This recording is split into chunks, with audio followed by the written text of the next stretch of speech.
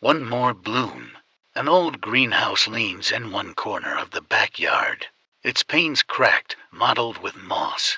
The wildness it once contained has since escaped, almost consuming it. Across the way, a tired wooden shed stands slumped, paint peeling and window clouded by web spun in dusty layers.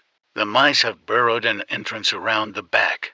An overgrown lawn gives way to a flower bed encircling the edges, while below lies a half-collapsed decking area, sagging under the weight of its years. Along the left, leading to the shed, a row of stepped planting areas, once brimming with vegetables, now just home to an abandoned bird bath and a spindly pear tree. A narrow path, cracked and winding, divides the garden.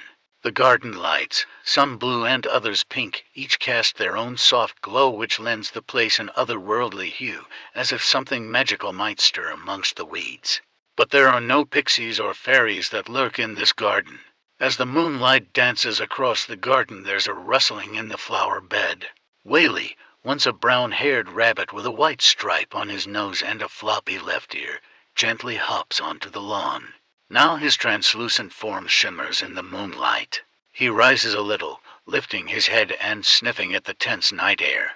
He is followed by Minnie, a tan-colored hamster with a white band of fur around her middle. She approaches the edge of the flower bed wall, as high as a single house brick, and softly tumbles down and rolls towards Whaley. The pair have become friends during their time in the garden together.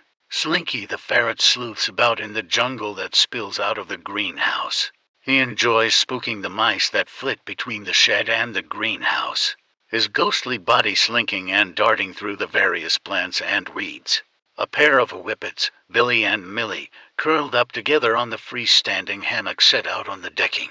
Their love for each other as strong in death as it was in life. They spend the nights snuggling close and lazing around. The only thing they miss is the heat of the sun beating down on them. Tonight, they snuggle particularly tightly with one another. At the end of the footpath towards the family home, Bruno the short-haired German shepherd stands proudly, occasionally glancing up at the bedroom of his once-loved friend, silently lost in memories of walkies. The once-loved family pets of the years can feel the weight of what's to come. There's a somber mood in the air. Bruno glances up at the empty bedroom. The members of the household have since moved away or perished of old age. The house abandoned, barely standing in its decrepit and derelict state.